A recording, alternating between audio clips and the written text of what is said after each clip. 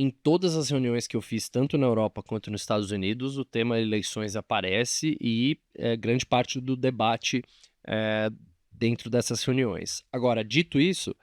existe uma divergência muito grande de opiniões entre o investidor estrangeiro e o investidor local aqui brasileiro em relação ao tema eleições. Por quê? Porque para o investidor estrangeiro, eles veem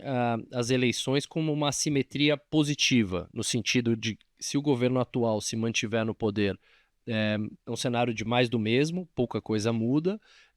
e se um outro governo entrar com uma proposta mais reformista, principalmente do ponto de vista fiscal, que isso poderia gerar um rally no mercado. A gente vê os brasileiros com uma visão mais cautelosa em relação ao tema eleições, só que o estrangeiro, a gente sentiu que está pouco preocupado de fato com o tema, estão olhando, estão acompanhando de perto, mas não é uma grande preocupação. Eu diria que o investidor estrangeiro ele está muito mais focado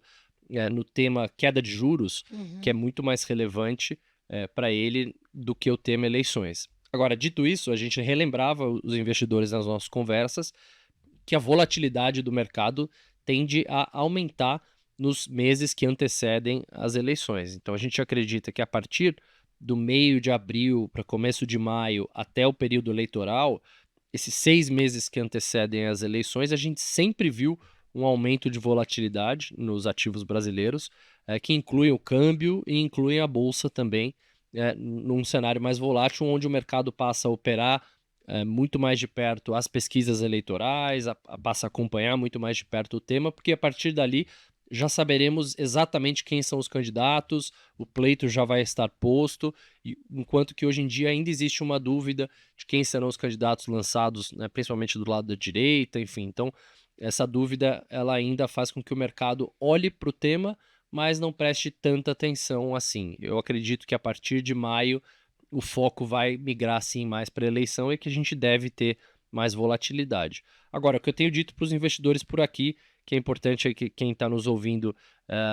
também ter isso em mente, que se o investidor estrangeiro ele está tranquilo em relação ao tema eleições no Brasil, e ele que está fazendo o preço via fluxo, a gente tem que entender o que o investidor estrangeiro está Sim. pensando, e isso que vai determinar os preços aqui no Brasil. Então, eu acho que esse é um tema bem importante de se dizer, porque eu senti sim uma divergência grande de opiniões entre o estrangeiro e o investidor local em relação ao tema eleições.